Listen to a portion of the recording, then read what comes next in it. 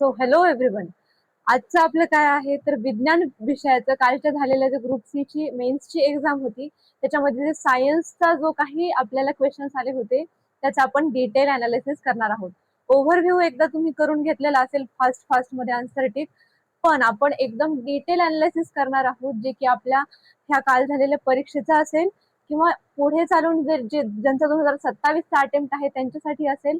सर्वांसाठी हे काय असणार, हे सविस्तर प्रकारचं एक विश्लेषण असणारा हा एक आपलं लेक्चर असणार आहे. ठीक आहे. सो तुम्ही सर्वांनी डायरेक्टली आन्सर बघून किंवा आन्सर की कुठे आली असेल तर ती बघून क्वेश्चन पेपर चेक केला असेल. ठीक आहे. सो आता आपण काय करणार आहोत, आपलं जे सायन्स आहे त्याला एकदम डिटेल डिकोड करणार आहोत. जसं आपण प्रत्येक सेशन मध्ये क्वेश्चन अनालाइज करतो त्याचप्रमाणे आपण काय करणार आहोत, सर्व प्रश्न जे आहेत ते डिटेल अनालायसिस करणार आहोत, प्रश्न समजून घेणार आहोत, ऑप्शन्स डिकोड करणार आहोत. ओके. सो आपल्या क्वेश्चन प्रॅक्टिसचाच हा एक भाग आहे. आता पहिल्या प्रश्नाकडे बघू जाऊयात. हे प्रश्न जरी तुम्ही पेपर दिला असेल किंवा नसेलही दिला, दोन्हीसाठी सुद्धा युजफुल ठरेल. आपण एक आपलं नेहमीच जसं आपण अनालिसिस करून प्रत्येक क्वेश्चन सोडत असतो, PYQ सोडवत असतो, त्याच पद्धतीचं हे सेशन असणार आहे. आय थिंक रिफ्लेक्ट एवढं होत नाहीये, समजायला येईल इतकंच रिफ्लेक्ट होत आहे. ठीक आहे. सो तुम्ही काय करणार आहात, आपला नेहमीच्या प्रमाणे फॉर्मॅट असणार आहे. लाईव्ह चॅट मध्ये उत्तर सांगायचे आहेत आणि काय करायचं आहे, आपल्याला क्वेश्चन अनालायसिस करायचं आहे. ओके. सो प्रश्न बघा काय म्हणतो आहे, धातू त्याच्या धातू खनिजापासून वेगळे करण्याच्या प्रक्रियेला डॅश म्हणतात. आता वेगळे करण्याच्या धातूला, जे धातू खनिज म्हणजे काय तर ओर्स असतात, त्याच्यापासून वेगळे करण्याच्या प्रक्रियेला काय म्हणतात असं आपल्याला विचारलेलं आहे. ठीक आहे. सो लाईव्ह चॅट मध्ये टाकायचा प्रयत्न करा. स्फटिकीकरण, अवसादन, बहुलकीकरण आणि धातुशास्त्र. ठीक आहे.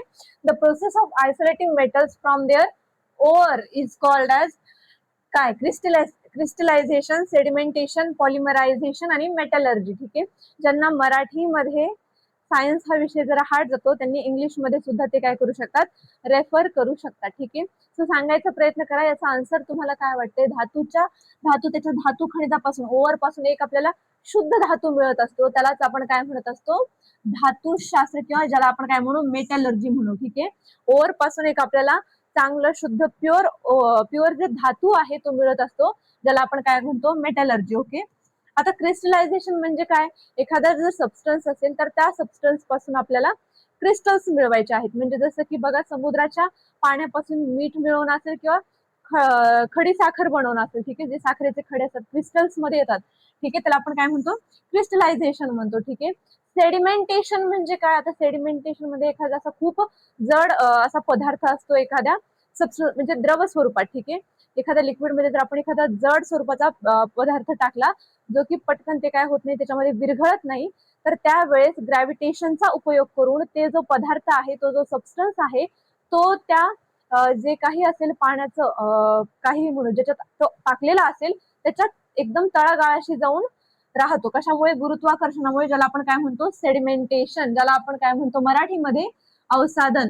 आणि बहुलकीकरण, पॉलिमरायझेशन. आता एखादा सबस्टन्स आपल्याला मोनोमर म्हणजे सिंगल मध्ये असेल आणि त्याची जेव्हा साखळी तयार होती, अनेक मोनोमर्स एकत्र येऊन काय होतात, पॉलिमर्स होतात आणि त्याला काय म्हणतो आपण, पॉलिमरायझेशन. सो पहिल्या प्रश्नाचा आन्सर काय आहे, मेटलर्जी. कोणी कोणी ह्या प्रश्नाचं बरोबर आन्सर टिक केलेलं आहे, हे सुद्धा लाईव्ह चॅट मध्ये टाकत चला. ठीक आहे. आता आपण पुढच्या प्रश्नाकडे जाऊयात.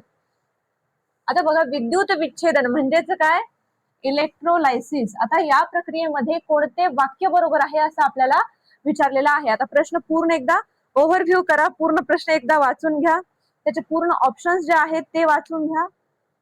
ओके. आणि उत्तर सांगायचा प्रयत्न करा.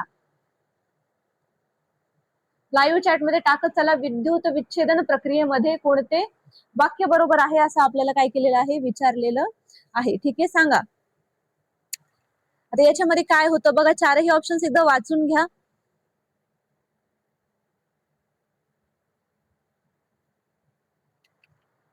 रासायनिक शक्तीचे विद्युत शक्तीत रूपांतर करणे.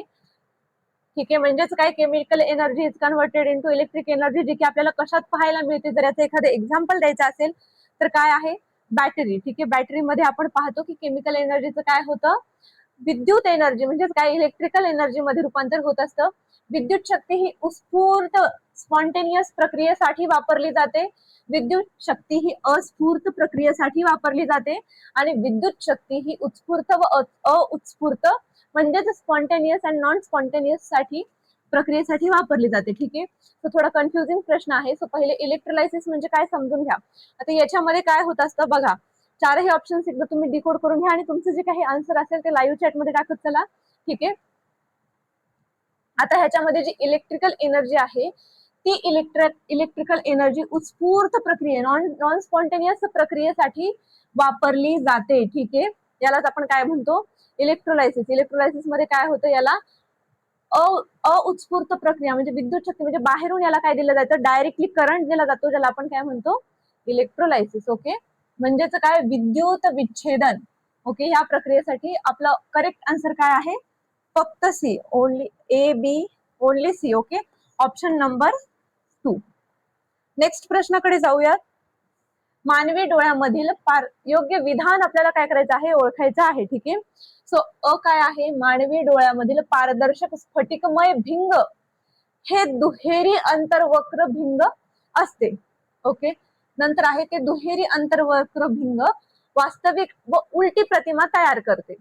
मानवी डोळ्यातील पारदर्शक स्फटिकमय भिंग हे दुहेरी बहिर्वक्र भिंग असते, आणि ड काय आहे, हे दुहेरी बहिर्वक्र भिंग आभासी व सरळ प्रतिमा तयार करते. ठीक आहे, आता लेन्स वरती आधारित आपल्याला सायन्सचा प्रश्न आलेला आहे, आणि याचा आन्सर कोणी करेक्ट केला आहे, काय आन्सर केला आहे, हे तुम्हाला लाईव्ह चॅट मध्ये टाकायचं आहे. ठीक आहे, सांगा चला काय केलं तुम्ही याचा आन्सर.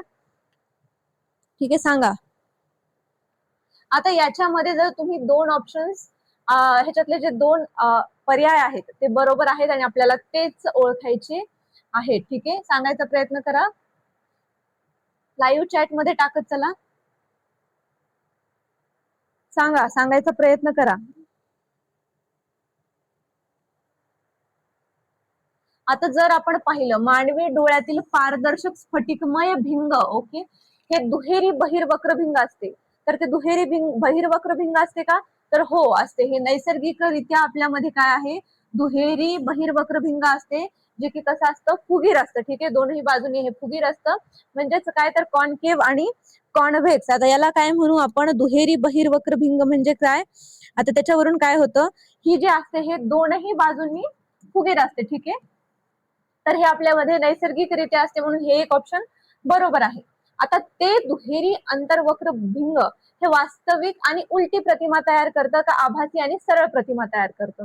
आता जेव्हा प्रकाश किरण आपल्या ह्या दुहेरी अंतर्वक्र भिंगावरून पाठवले जातात तेव्हा ते रेटिनावरती रिअल दिसतात. ठीक आहे, रिअल दिसतात, पण ते इन्व्हर्टेड दिसतात, म्हणजेच काय, तर ती प्रतिमा उलटी तयार होते आणि आपला मेंदू त्याचं विश्लेषण करतो आणि त्याचं आपलं जे काही आहे ते आपल्याला नंतर विश्लेषण करून ब्रेन त्याचं पूर्ण अनालिसिस करून आपल्याला ती सरळ दाखवतो. ठीक आहे, पण ती जेव्हा रेटिनावरती तयार होते तेव्हा ती वास्तविक असते, पण उलटी असते. ठीक आहे, रिअल अँड इन्व्हर्टेड असते, आभासी व सरळ प्रतिमा ती नसते. ठीक आहे, सो म्हणून करेक्ट आन्सर काय आहे आपलं, ब आणि क, ऑप्शन नंबर किती, ऑप्शन नंबर 3. ठीक आहे, ब आणि क. ठीक आहे, कोणी कोणी याचं करेक्ट आन्सर केलंय तुम्ही कमेंट मध्ये टाकत चला. ठीक आहे, लाईव्ह चॅट मध्ये सुद्धा रिस्पॉन्स देत चला. ओके, नेक्स्ट प्रश्नाकडे आपण जाऊयात. आता खालीलपैकी कोणत्या प्रकारचे किरणोत्सारी क्षय, ज्याला आपण काय म्हणतो, किरणोत्सारी क्षय म्हणजे काय, रेडिओ ऍक्टिव्ह डीके. ओके, इथे दिलेला आहे, radioactive decay occurs in nature, निसर्गामध्ये आढळतात. आता कोणत्या प्रकारचं किरणोत्सारी जे काही डीके आहे ते आपल्याला आढळतात असं विचारलेलं आहे. ठीक आहे, सांगायचा प्रयत्न करा. आता बघा चारही ऑप्शन.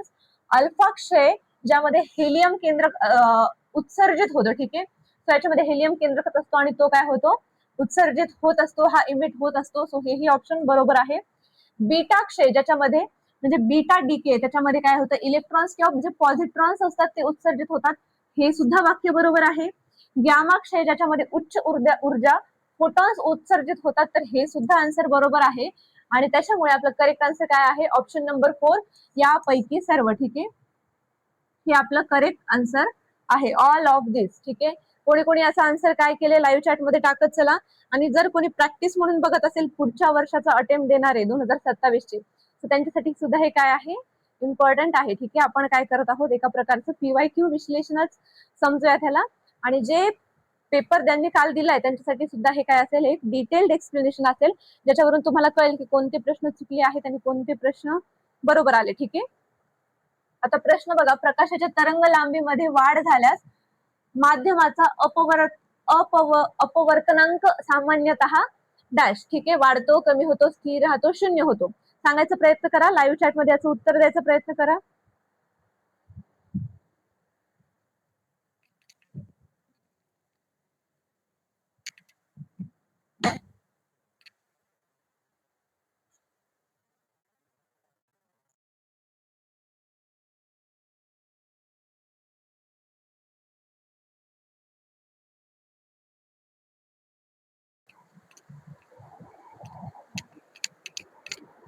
सांगा काय वाटते याचा आन्सर, सांगायचा प्रयत्न करा. The refractive index of a medium is generally increases as the wavelength of light. ठीक आहे. सो हा प्रश्न जर तुम्ही नीट पाहिला, प्रकाशाच्या तरंगला, एकतर हे पीपीटी मध्ये इश्यू आहे किंवा पेपर मध्ये सुद्धा इश्यू आहे. इथं काय आहे, द रिफ्रॅक्टिव्ह इंडेक्सच्या जागी प्रकाशाच्या तरंग लांबीमध्ये इथं काय आहे, वेवलेंथ. ठीक आहे. the wavelength of a medium is generally increases as the refractive index of light असं आहे. ठीक आहे. इथे रिफ्रॅक्टिव्ह इंडेक्स आहे. हे जर पेपर मध्ये एकतर पेपर मध्ये खराबी असू शकते किंवा माझ्या पीपीटी मध्ये थोडं वाईस वर्सा होऊ शकतं. ठीक आहे. सो रिफ्रॅक्टिव्ह इंडेक्स आपल्याला सांगायचा आहे, वाढतो, कमी होतो, स्थिर राहतो आणि शून्य होतो, याच्यापैकी आपल्याला सांगायचं आहे. ठीक आहे. सो जर प्रकाशाची तरंग लांबी वेवलेंथ, आता एक गोष्ट कायम लक्षात ठेवा,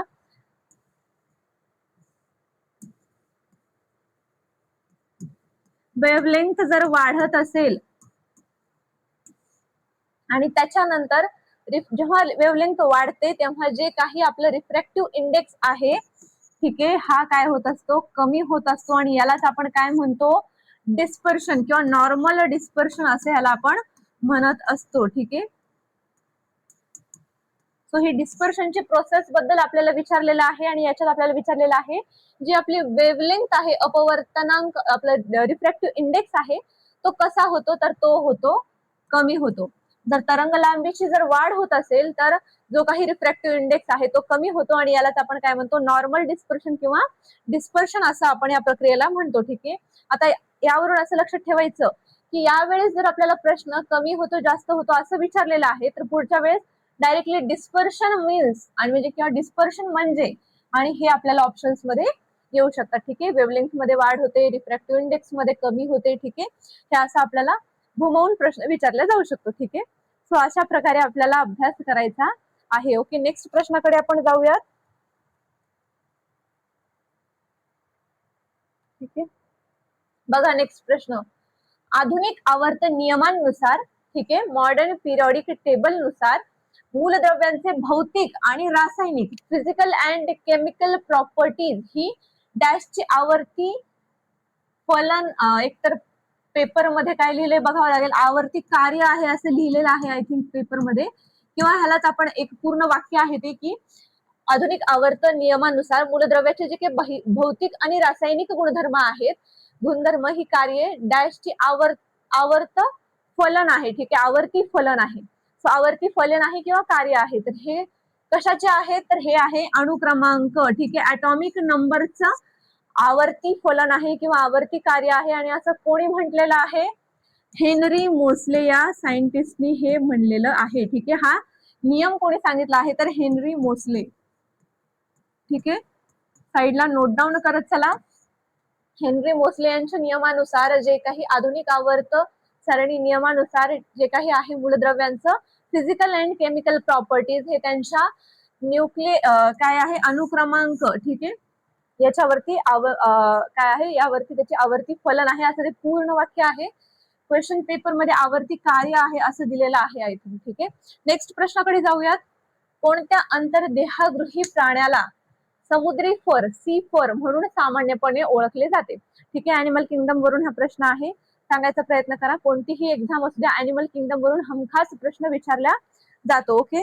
सांगायचा प्रयत्न करा याचा आन्सर काय असेल, लाईव्ह चॅट मध्ये टाकत चला. काय वाटतं तुम्हाला याचं आन्सर काय असेल? ठीक आहे,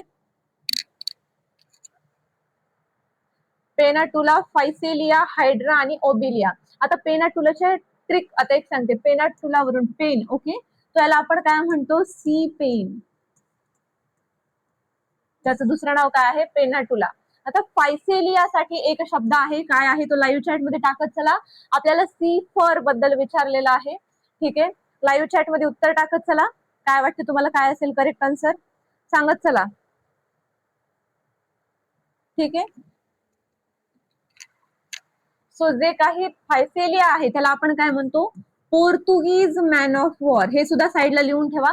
जर या वेळेस आपल्याला सी फॉर वरती विचारले तर पुढच्या वेळेस असा प्रश्न येऊ शकतो की पोर्तुगीज मॅन ऑफ वॉर आपण कशाला म्हणतो? ठीक आहे, सो त्याच्यासाठी साईडला नोट डाऊन करा चला. पोर्तुगीज मॅन ऑफ वॉर कोणाला म्हणतो? तर फायसेलियाला म्हणतो. ठीक आहे, हायड्रा इज जनरल आणि जे सी फॉर आहे ते आपण कशाला म्हणतो? ओबेलियाला म्हणत असतो. ठीक आहे, ओके, सो आपल्या प्रश्नाचा आन्सर काय आहे? ओबेलिया. मला असं वाटतंय की तुम्ही याचं करेक्ट आन्सर केलं असेल, पण खूप मोठा चॅप्टर आहे हा ॲनिमल किंगडमचा. ठीक आहे, सो याला करायलाही खूप वेळ लागतो आणि ॲनिमल किंगडम वरून कोणती सुद्धा कॉम्पिटेटिव्ह एक्झाम असू द्या प्रश्न येतो म्हणजे येतो. ओके, सो हा सुद्धा आपल्याला हा जो टॉपिक आहे तो कम्प्लिटली एकदम क्रिस्टल क्लिअर करून ठेवायचा आहे. ओके, सो ओबेलिया याचं काय आहे? आन्सर आहे. ओके, नेक्स्ट प्रश्न बघा. सरपटणाऱ्या प्राण्यांच्या अभ्यासास डॅश संबोधतात? सांगा. ऑर्निथोलॉजी, हर्पेटोलॉजी, ऑस्टिओलॉजी आणि इक्थिओलॉजी. ठीक आहे, सांगायचा प्रयत्न करा. लाईव्ह चॅट मध्ये उत्तर द्यायचा प्रयत्न करा. ठीक आहे, सरपटणाऱ्या रेप्टाइल्स. ओके, आता याच्यामध्ये रेप्टाइल्स प्लस अँफिबियन्स असं सुद्धा येतो. ठीक आहे, सरपटणाऱ्या व उभयचर प्राण्यांच्या अभ्यासाला आपण एकत्रितपणे काय म्हणतो? किंवा सरपटणाऱ्या सिंगल जरी आलं तरी पण आपण त्याला काय म्हणतो हे आपल्याला विचारलेलं आहे. ठीक आहे, ऑर्निथोलॉजी, ऑस्टिओलॉजी आणि इक्थिओलॉजी. आता ठीक आहे, आपलं करेक्ट आन्सर तर आहे हर्पेटोलॉजी. ठीक आहे, याच्यामध्ये आपण जे सरपटणारे प्राणी आहेत त्याचप्रमाणे जे उभयचर प्राणी आहेत यांचा अभ्यास आपण हर्पेटोलॉजी मध्ये करत असतो. त्याचप्रमाणे ऑर्निथोलॉजी मध्ये आपण कशाचा अभ्यास करतो? पक्ष्यांचा. साईडला नोट डाऊन करत चला. ठीक आहे, नेक्स्ट टाइम जर घुमवून प्रश्न आला तर आपल्याला उत्तर देता आलं पाहिजे. ठीक आहे, ऑर्निथोलॉजी मध्ये आपण कशाचा अभ्यास करतो? तर पक्ष्यांचा करतो.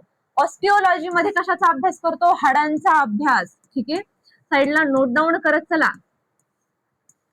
हाडांचा अभ्यास कशात केला जातो? ऑस्टिओलॉजी मध्ये. आणि इक्थिओलॉजी मध्ये जर कशाचा अभ्यास करत असेल तर कशाचा केला जातो? माशांचा अभ्यास आपण इक्थिओलॉजी मध्ये करत असतो. ठीक आहे, माझ्या सोबत सोबत नोट डाऊन करत चलत असाल अशी अपेक्षा करते. ठीक आहे, सो आपल्याला जर सरपटणारे प्राणी आणि उभयचर प्राण्यांचा अभ्यास कशात करतात असं विचारलं तर तो कशात करतात? हर्पेटोलॉजी मध्ये करतात. ओके, नेक्स्ट प्रश्नाकडे जाऊयात. साईडला ही नोट डाऊन करत चला. ठीक आहे, नेक्स्ट प्रश्न बघा.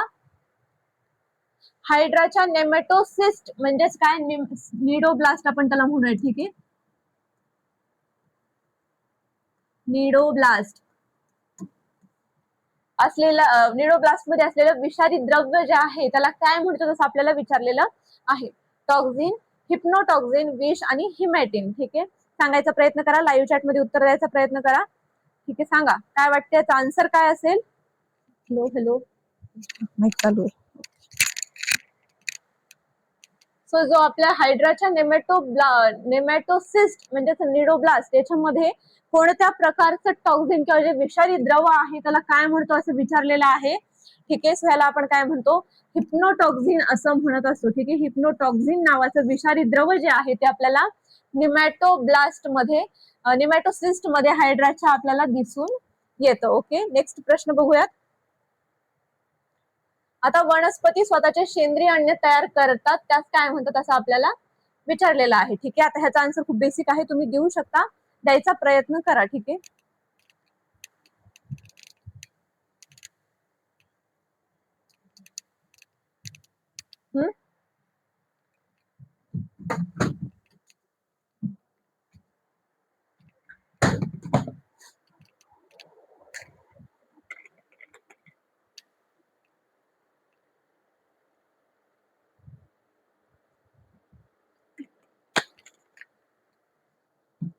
उत्तर द्यायचं आहे आपल्याला.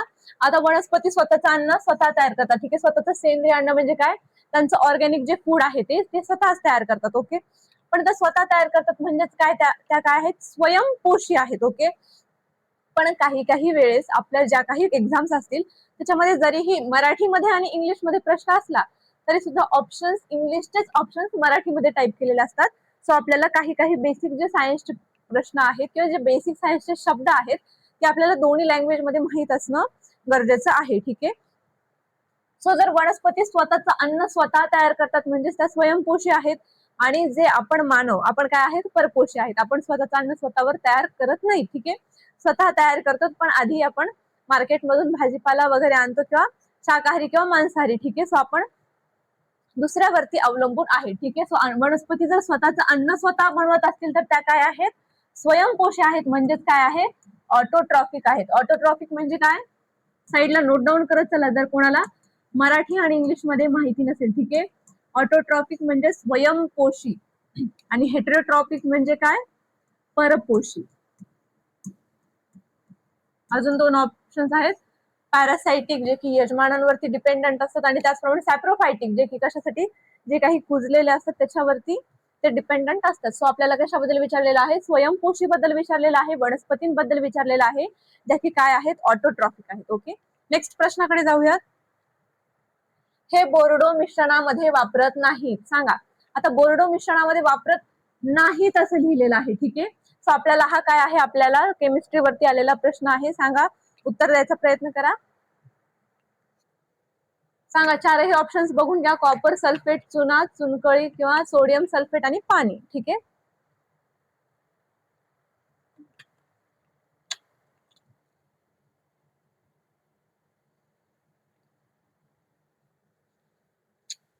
लाईव्ह चॅट मध्ये टाकायचा प्रयत्न करा. बोर्डो मिश्रणाबद्दल आपल्याला काय केलेलं आहे, विचारलेलं आहे. ओके, सांगा बोर्डो मिश्रण.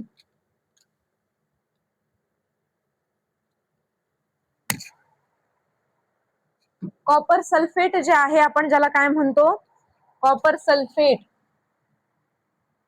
CuSO4. ओके, जे चुनकळी किंवा चुना आहे त्याला आपण काय म्हणूयात, कॅल्शियम हायड्रॉक्साईड असं म्हणूयात. ठीक आहे, आणि H2O. ठीक आहे, आता ह्या तिन्हीच मिळून काय होत असतं, बोर्डो मिश्रण तयार होत असतं आणि ह्याच्यामध्ये सोडियम सल्फेट जे आहे ते वापरल्या जात नाही. ठीक आहे, बोर्डो मिश्रणाचा जर फॉर्म्युला साईडला तुम्ही असं नोट डाऊन करून घेतला तरी पण चालेल. ठीक आहे, साईडला हे नोट डाऊन करत चला. आणि काय नाही असं विचारलंय तर सोडियम सल्फेट त्याच्यामध्ये वापरल्या जात नाही. ओके, नेक्स्ट प्रश्नाकडे आपण जाऊयात. लिनियस यांचे सिस्टिमा नॅचुरी या डॅश वर्षी प्रकाशित झाले. ठीक आहे, सो यांचे बुक आहे कार्ल लिनायस यांचं. कार्ल लिनायस सायंटिस्टचे 2 बुक आहेत आणि आपल्याला कन्फ्युजन साठी 2 ऑप्शन दिलेले आहेत. आता ह्याच्यामध्ये कन्फ्युजन कशा प्रकारचं आहे बघा, 2 प्रकारचं आपल्याला याच्यामध्ये कन्फ्युजन दिसून येतं. ठीक आहे, सांगा 1735 आणि 1753 याच्यामध्ये आपल्याला काय आहे, बेसिकली कन्फ्युजन दिसून येतं. ओके, सो सिस्टिमा नॅचुरी कोणत्या वर्षी प्रकाशित झाले असं आपल्याला विचारलेलं आहे. सांगा, सो जे सिस्टिमा नॅचुरी आहे ते प्रकाशित झालं आहे 1735 ला, 1735 ला. ठीक आहे, त्यांचं अजून एक दुसरं बुक आहे स्पेसीज प्लांटेरम म्हणून. ठीक आहे, साईडला नोट डाऊन करत चला. स्पीसीज प्लांटेरम आणि जे बुक कधी झालेलं आहे, प्रकाशित. ठीक आहे, 1953 ला. जर 1935 ला सिस्टिमा नॅचुरी कधी आहे, 1935 ला, आणि 1953 ला कोणतं आहे, स्पीसीज प्लांटेरम हे बुक आहे. ओके, नेक्स्ट प्रश्न बघा. बलून मधून घेतलेले पहिले हवाई छायाचित्र 1958 मध्ये घेतले. सो इथे एक प्रिंटिंग मिस्टेक आहे, 1858 आहे इथे. ठीक आहे, सो कोणी घेतले आहे असं आपल्याला विचारलेलं आहे. जोसेफ नाईस फोरनिप्स, James Clerk Maxwell, GF Tournachon. हे टुर्नाशा आहे. ठीक आहे, त्यांचं असं स्पेलिंग होतं.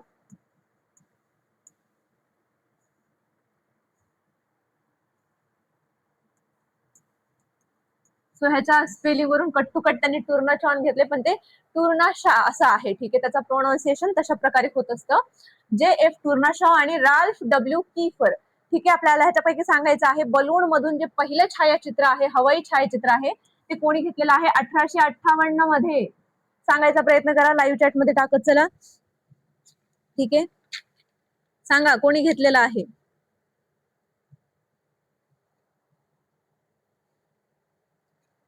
सो हे कोणी घेतलेलं आहे, JF टुर्नर शॉ यांनी घेतलेलं आहे. बलून मधील पहिलं, आपल्याला पहिलं हवाई चित्र नाही विचारले, आपल्याला बलून मधून पहिलं हवाई छायाचित्र विचारलेलं आहे, म्हणून हे करेक्ट आन्सर आहे. ओके, सो बऱ्याच जणांनी मला वाटतं हे ऑप्शन क्लिक केलं असेल, पण हे ऑप्शन राईट नाहीये. सो आपलं करेक्ट आन्सर काय आहे, ऑप्शन नंबर 3. ओके, नेक्स्ट प्रश्नाकडे आपण जाऊयात.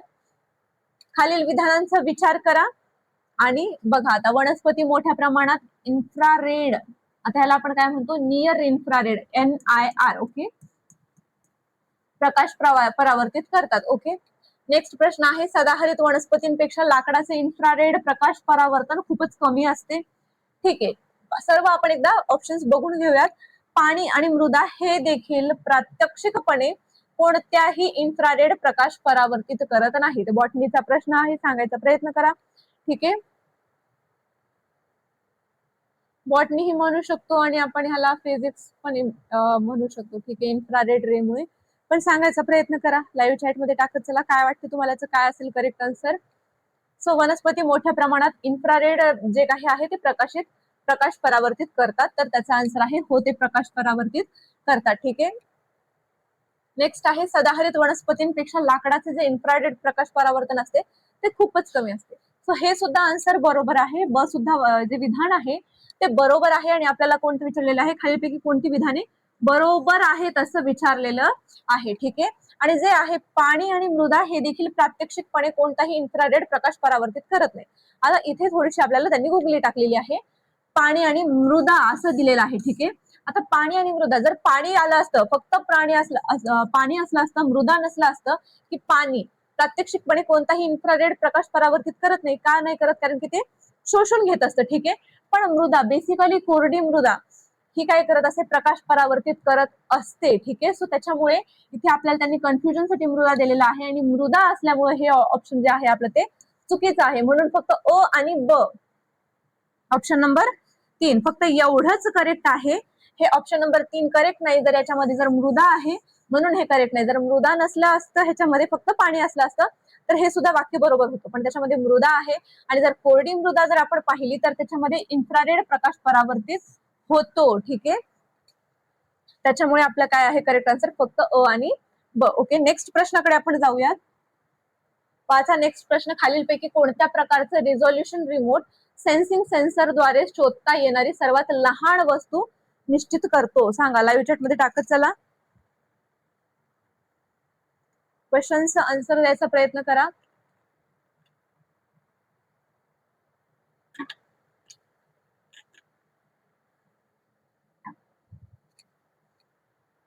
आपल्याला प्रश्नाचं उत्तर काय विचारलेलं आहे, कोणत्या प्रकारचं जर रिझोल्युशन रिमोट आहे, रिझोल्युशन रिमोट सेन्सिंग सेन्सरद्वारे शोधता येणारी सर्वात लहान वस्तू. ठीक आहे, आता आपल्याला सर्वात लहान वस्तू आपण कशाद्वारे शोधू शकतो असं आपल्याला विचारलेलं आहे. Temporal resolution, radiometric resolution, spectral resolution आणि स्पेशियल रिझोल्युशन. सांगा काय, तुम्ही काय आन्सर टिक केले हे सुद्धा सांगा. आणि ज्यांनी प्रश्न नाही दिला त्यांनी तुम्हाला कोणतं आन्सर बरोबर वाटते हे सुद्धा सांगत चला. ठीक आहे, सो सांगायचा प्रयत्न करा, लाईव्ह चॅट मध्ये टाकत चला, सांगा कोणता आहे सर्वात लहान वस्तू ओळखता येणार जर कोणतं रिझोल्युशन असेल तर ते आहे स्पेशल रिझोल्युशन, ज्याची स्पेलिंग स्पेशल म्हणजे आपलं स्पेशल म्हणतो तसं नाहीये, तर त्याची स्पेलिंग जरा अलग आहे. ठीक आहे, स्पेशल रिझोल्युशन. ओके, हे साईडला नोट डाऊन करत चला. नेक्स्ट प्रश्नाकडे जाऊयात. विद्युत चुंबकीय वर्णपटाच्या दृश्य भागातील हिरव्या पानांद्वारे होणारे जे सौर किरणांचे परावर्तन आहे ते तुलनेने कमी का असते असं आपल्याला विचारलेलं आहे. ठीक आहे, सो थोडा ट्रिकी क्वेश्चन आहे. विद्युत चुंबकीय वर्णपटाच्या दृश्य भागातील हिरव्या पानांद्वारे होणारे जे काही सौर किरणांचे परावर्तन आहे ते तुलनेनं कमी होतं. म्हणजेच काय विचारलेलं आहे त्यांनी आपल्याला, जे झाडाचे हिरवं पान असतं त्याच्यावरून जे आपल्याला सौर किरण म्हणजे जे सनलाईट पडतं, आपल्या जे काही झाडाचे हिरवे पान आहे त्याच्यावरती जे सनलाईट पडतं ते त्याचं जे परावर्तन आहे ते तुलनेनं कमी का होतं. ठीक आहे, सो त्याचं बेसिक आन्सर काय आहे, वनस्पती अन्न कशाद्वारे बनवतात? फोटोसिंथेसिसद्वारे. आणि फोटोसिंथेसिस पार पडण्यासाठी एक इम्पॉर्टंट आपल्याला पानांमध्ये एक हिरव्या कलरचं पिगमेंट असतं, ग्रीन कलर पिगमेंट असतं, ज्याला आपण म्हणतो क्लोरोफिल. सो त्याच्यामुळे ते काय करतात, ते क्लोरोफिल काय करतं, हे सौर किरण जे सनलाईट आहे ते सनलाईट ऍब्झॉर्ब करतं आणि जे की फोटोसिंथेसिससाठी त्याला हेल्प करतं. ठीक आहे. सो आपल्याला आता हा ऑप्शन ह्याच्यातून शोधून काढायचा आहे. बघा आता चारही ऑप्शन्स. पानातील रंगद्रव्य प्रकिरण क्रियेद्वारे सौर ऊर्जेचा मोठा भाग परावर्तित करते.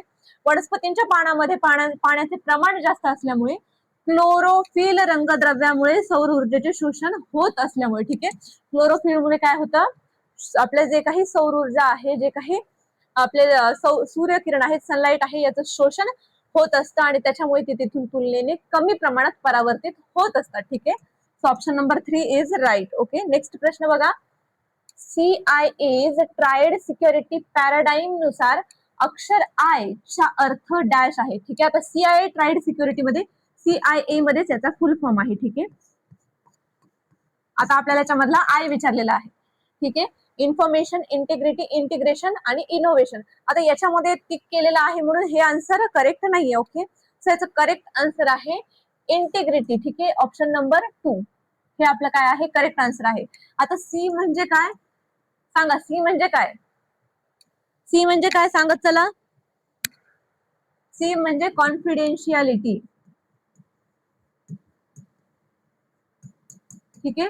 आय म्हणजे काय, इंटिग्रिटी. आणि ए म्हणजे काय, अवेलेबिलिटी. ठीक आहे.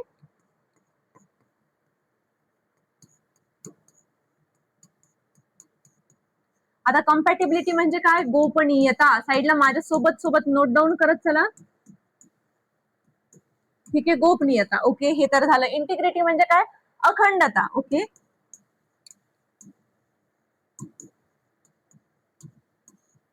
आणि जे अवेलेबिलिटी आहे त्याचा अर्थ काय होतो, उपलब्धता.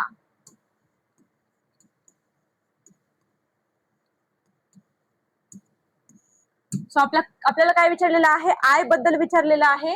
आणि आय म्हणजे काय आहे, इंटिग्रिटी आहे. Option number 2. ओके. नेक्स्ट प्रश्न बघा. न्यूमेरिक डाटा अनालिसिस साधन वापरून आपण कम्प्युटराइज्ड लेझर बनवू शकतो, त्या साधनाला आपण काय म्हणतो. ठीक आहे. ह्याच्यामध्ये आपल्याला सांगायचं आहे spreadsheet software, data analysis software, word processing software आणि डाटाबेस सॉफ्टवेअर. आता ह्याच्यामध्ये बघा, डाटा अनालिसिस हे एक समजा जनरल आपण कॉन्सेप्ट म्हणूयात. ठीक आहे. वर्ड प्रोसेसिंग मध्ये आपण काय करू शकतो, जे डॉक्युमेंट्स आहेत ते बनवू शकतो किंवा त्यांना एडिट करू शकतो. ठीक आहे. आता डाटाबेस सॉफ्टवेअर मध्ये आपण काय आहे, जे डाटा अनालिसिस आहे किंवा डाटाचे जे काही मॅनेजमेंट आहे ते आपण ह्याच्यामध्ये बघू शकतो. पण न्यूमरिक डाटा अनालिसिस म्हणजेच आपल्याला जे काही सांख्यिक डाटा आहे, तक्ते आहेत, चार्ट्स आहेत, ते कोणतं साधन वापरून आपण तयार बनवू शकतो, तर ते काय आहे, स्प्रेडशीट सॉफ्टवेअर. आणि याचं एक एक्झाम्पल द्यायचं झालं तर एक्सेल, ते काय MS एक्सेल. ओके. सो ह्याच्यामध्ये आपण जे काही सांख्यिकीय डाटा आहे, सांख्यिकीय जे काही आपल्याकडे माहिती आहे, जे काही न्यूमरिक डाटा आहे, त्याचं जर अनालिसिस करायचं असेल, कोणते तक्ते, जे काही समजा आपण चार्ट्स वगैरे बनवू शकतो, कशामुळे, स्प्रेडशीट सॉफ्टवेअर द्वारे. ओके. सो ह्याचं करेक्ट आन्सर आहे. नेक्स्ट प्रश्न बघूयात. कायदा domain name, media tags, mirroring, framing, linking इत्यादीशी निगडीत आहे. ठीक आहे. सांगायचा प्रयत्न करा. सेमीकंडक्टर, कॉपीराईट, पॅटेंट आणि ट्रेडमार्क. जे कॉपीराईट आहे ते आपण काय करू शकतो, एखादं जर साहित्य, संगीत, आता कॉपीराईट बेसिकली तुम्हाला माहिती आहे सगळ्यांना, जे काही आपलं साहित्य असेल, संगीत असेल, इत्यादींच्या बद्दल आपल्याला जर त्याचं संरक्षण करण्यासाठी ते आहे. ठीक आहे. सेमीकंडक्टर एक चिप चा एक प्रकार म्हणूया. ठीक आहे. आणि जे काही पॅटेंट आहे, जर आपण एखादं नवीन काही शोध लावला किंवा नवीन एखादं संशोधन केलं तर त्याच्या संरक्षणासाठी आपण पॅटेंट मिळवू शकतो. सो जे काही डोमेन नेम आहे, मीडिया टॅग आणि मिररिंग, फ्रेमिंग, लिंकिंग आहे, हे सर्व जे काही आहे ते काय आहे, ट्रेडमार्कशी रिलेटेड आहे. ठीक आहे. ट्रेडमार्कशी रिलेटेड हे काय आहेत, कायदेशीर मुद्दे आहेत. ओके. नेक्स्ट प्रश्न बघूयात. IoT चा अर्थ आपल्याला विचारलेला आहे. सो ठीक आहे. IoT चा अर्थ काय आहे सांगा. Internet of things, intranet of things, internet of things आणि इंट्रानेट ऑफ थिंग्स. सो याचा आन्सर आपण लॉजिकली सुद्धा लावू शकतो की इंटरनेट ऑफ थिंग्स याचा काय आहे, अर्थ आहे. ठीक आहे, सो आपण सर्व काल झालेल्या एक्झामचे प्रश्न पाहिलेले आहेत आणि सर्व प्रश्नाचे जे काही अनालिसिस आहे ते सुद्धा आपण करून झालेलं आहे. ओके, एकदा ओव्हरव्ह्यू करूयात. ठीक आहे, पूर्ण एकदा बघूयात. आता धातू त्याच्या खनिजांपासून वेगळे करण्याच्या प्रक्रियेला आपण काय म्हणतो? धातुशास्त्र म्हणतो, मेटलर्जी म्हणतो. ओके, विद्युत विच्छेदन इलेक्ट्रोलायसिसची प्रोसेस कशी आहे? विद्युत शक्ती ही उत्स्फूर्त नॉन स्पॉन्टेनियस प्रक्रियेद्वारे काय केली जाते? वापरली जाते. ठीक आहे, नेक्स्ट बघा. आता हे आपलं भिंगाबद्दल आहे, ज्याचं काय आहे? वास्तविक आणि उलटी प्रतिमा तयार होते आपल्या रेटिनावरती आणि हे काय आहे? दुहेरी बहिर्वक्र भिंग आहे. ठीक आहे, हे दोन्ही बाजूने काय असतं? फुगीर असतं. ओके, नेक्स्ट प्रश्न बघा. अल्फा बीटा गॅमा हे तीनही काय आहेत? निसर्गात आढळणारे आपल्याला काय म्हणता येईल त्याला?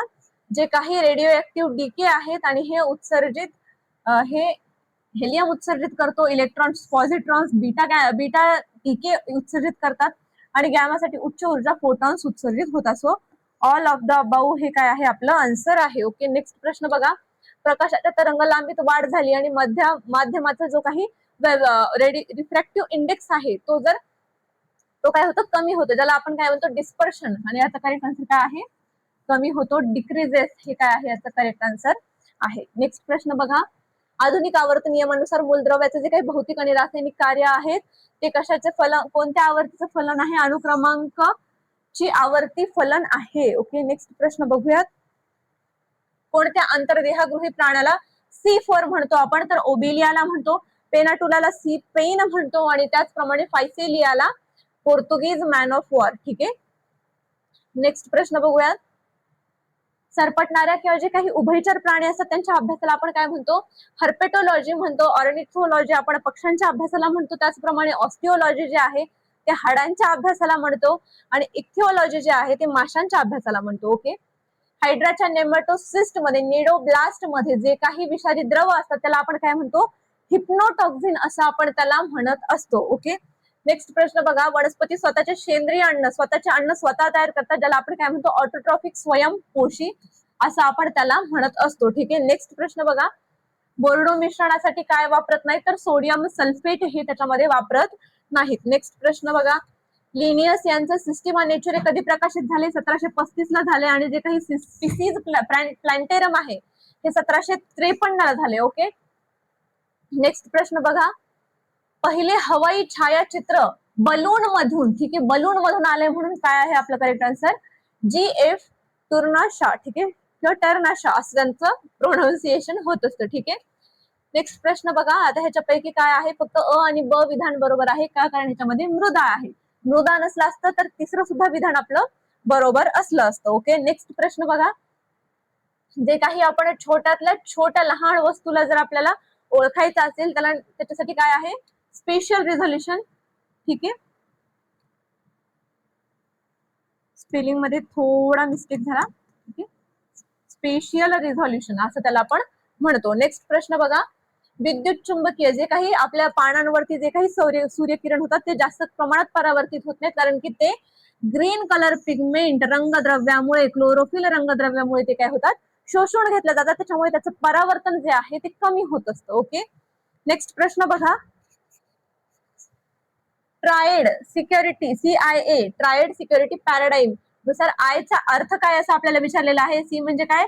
कॉन्फिडेन्शियालिटी, जी काही गोपनीयता असते. आय फॉर इंटिग्रिटी, अखंडता आणि ए फॉर अवेलेबिलिटी म्हणजे उपलब्धता. सो आपल्याला आय बद्दल विचारलेलं आहे. ओके, नेक्स्ट प्रश्न बघा. न्यूमेरिक डाटा अनालिसिस आपण कशाचा वापर करून करू शकतो? तर स्प्रेडशीट सॉफ्टवेअरचा आपण त्याच्यामध्ये यूज करू शकतो. ओके, आता कायदा, डोमेन नेम, मीडिया टॅक्स हे सर्व कशाशी निगडीत आहे? तर ट्रेडमार्कशी निगडीत आहे. ठीक आहे, नेक्स्ट प्रश्न बघूयात.